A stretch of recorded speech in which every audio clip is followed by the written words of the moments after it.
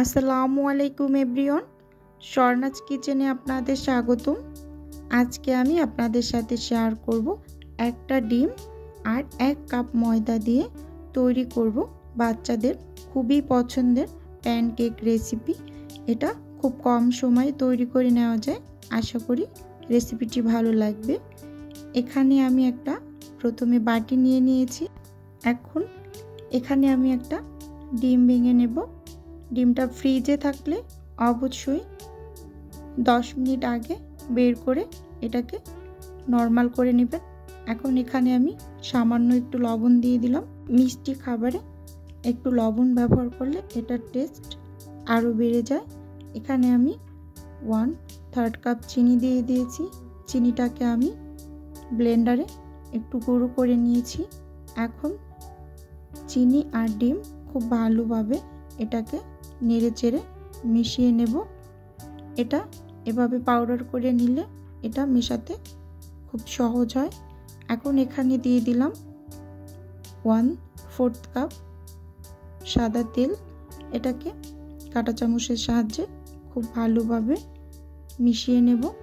মিশিয়ে নেওয়া গেলে এখানে আমি সামান্য একটু ভ্যানিলা এসেন্সটা দিয়ে দিয়েছি। আপনাদের হাতের কাছে না থাকলে এখানে একটু লেবুর রস ব্যবহার করতে পারেন।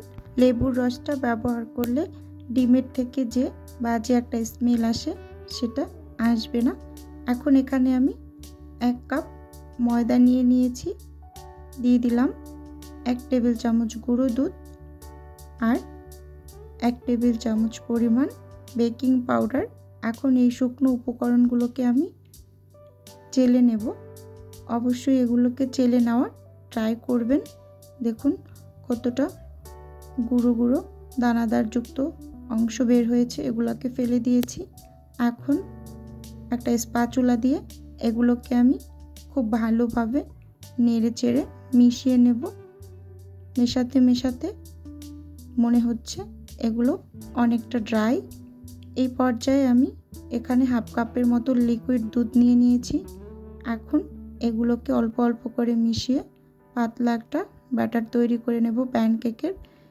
এই ব্যাটারটা অনেকটা কেকের ব্যাটারের মতো হবে, কিন্তু কেকের ব্যাটারটা একটু ঘন আর প্যানকেকের ব্যাটারটা হয় একটু পাতলা তার থেকে।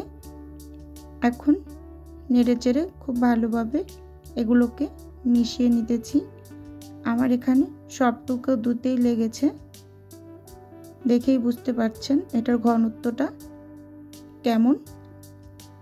এখন আমি এখানে একটা চামচ নিয়ে নিয়েছি। এই চামচটা দিয়ে আমি 1 চামচের থেকে একটু বেশি দেব।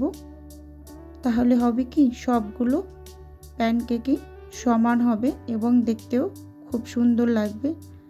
আমি একটু বড় বড় করে তৈরি করছি কারণ আমার হাতে একটু সময় কম, তাই নয়তো একটা ডিমে 8 থেকে 10টা প্যানকেক হওয়ার কথা। আমার এখানে মোটমাট 5টা প্যানকেক হয়েছে। আমি একটু বড় বড় করে তৈরি করে নিয়েছি। এখন কালার আসার পর এটাকে উল্টে দিলাম। 2-2.5 মিনিটের মতো ঢাকনা দিয়ে ঢেকে রেখেছিলাম। এখন এটাকে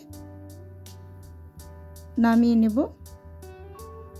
ভিউয়ার্স আপু এবং ভাইয়াদের উদ্দেশ্যে একটাই অনুরোধ, প্লিজ ভিডিওটা না টেনে সম্পূর্ণটা দেখার অনুরোধ রইল। ভিডিওর কোনো অংশ যদি ভালো লেগে যায় তাহলে লাইক এবং সাবস্ক্রাইব করে পাশে থাকবেন। একটু দেখিয়ে দিচ্ছি এগুলো দেখতে কতটা সুন্দর হয়েছে, অসংখ্য ছিদ্রযুক্ত হয়েছে আর এটা খেতে খুবই ভালো লাগে। বড় থেকে ছোটরা সবাই খুব পছন্দ করে। আজকের ভিডিও এ পর্যন্তই। দেখা হবে অন্য কোনো ভিডিওতে। আল্লাহ হাফেজ। আসসালামু আলাইকুম।